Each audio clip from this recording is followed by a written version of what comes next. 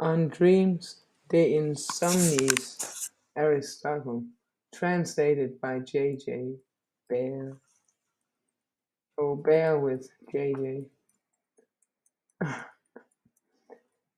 We must, in the next place, investigate the subject of the dream, and first inquire to which of the faculties of the soul it presents itself, whether the affection is one which pertains to the faculty of intelligence or to that of sense perception. For these are the only faculties within us by which we acquire knowledge.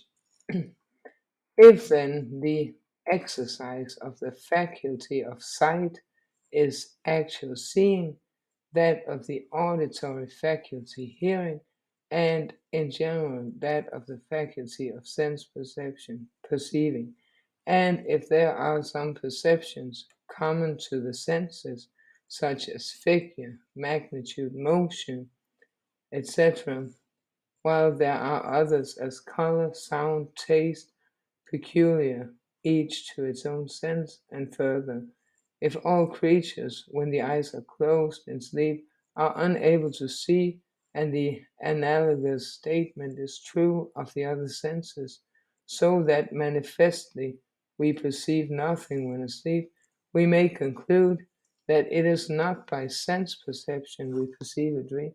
Hey, clever! But neither it is by opinion that we do so, for in dreams we not only assert that some object approaching is a man or a horse, which would be an exercise of opinion, but that the object is white or beautiful, points on which opinion without sense perception asserts nothing, either truly or falsely. It is, however, a fact that the soul makes such assertions in sleep. We seem to see equally well that the approaching figure is a man and that it is white in dreams. Two, we think something else over and above the dream presentation, just as we do in waking moments when we perceive something, for we often also reason about that which we perceive. So too in sleep we sometimes have thoughts other than the mere phantasms immediately before our minds. This would be manifest to anyone who should attend and try immediately on arising from sleep to remember his dreaming experience. There are cases of persons who have seen such dreams, those, for example, who believe themselves to be mentally arranging a given list of subjects according to the mnemonic rule. They frequently find themselves engaged in something else besides the dream. This, inserting a phantasm which they envisage into its mnemonic possession. Hence, it is plain that not every phantasm in sleep is a mere dream image, and that the further thinking which we perform then is due to an exercise of the faculty of opinion. So much at least is plain, and all these points, this that the faculty by which in waking hours, I don't understand what the word this means. Is it a word? It's we are subject to illusion when affected by disease is identical with that which produces illusory effects in sleep, fever. I, my view.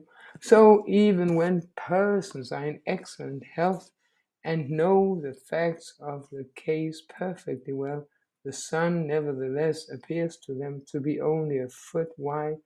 Now, whether the presentative faculty of the soul be identical with or different from the faculty of sense perception, in either case, the illusion does not occur without our actually seeing or otherwise perceiving something.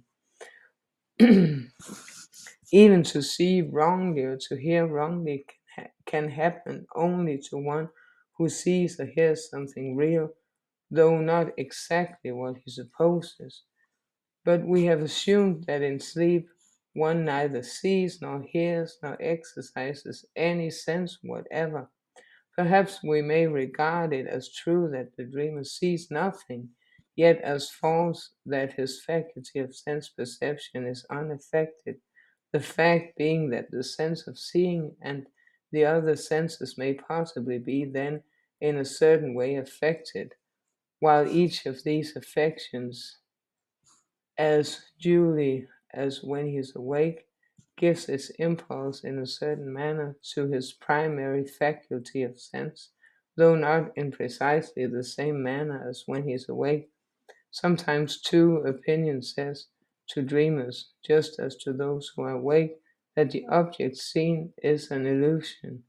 At other times, it is inhibited and becomes a mere follower of the phantasm.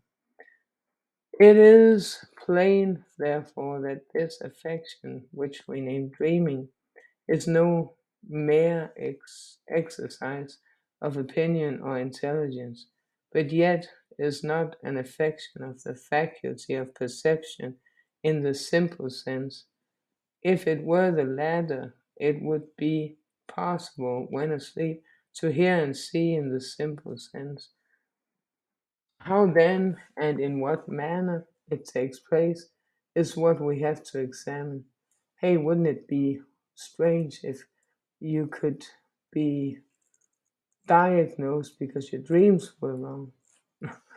Uh, Let us assume what is indeed clear enough, that the affection of dreaming pertains to sense perception as surely as sleep itself does.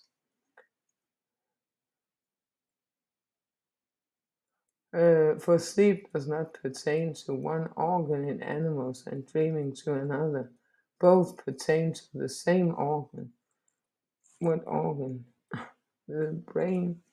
But he talks. Oh. But since we have in our work on the soul treated a presentation, and the faculty of presentation is identical with that of sense perception, though the essential notion of a faculty of presentation is different from that of a faculty of sense perception. And since presentation is the movement set up by a sensory faculty when actually discharging its function, while the dream appears to be a presentation. For a presentation which occurs in sleep, whether simply or in some particular way, is what we call a dream. It manifestly follows that dreaming is an activity of the faculty of sense perception, but belongs to this faculty qua present, presentative presentation, a symbol or a presentation of. We can best obtain a scientific view of the nature of the dream and the manner in which it originates by regarding it in the light of the circumstances attending sleep. The objects of sense perception corresponding to each sensory organ produce sense perception in us. And the affection due to their operation is present in the organs of sense not only when the perceptions are actualized, but even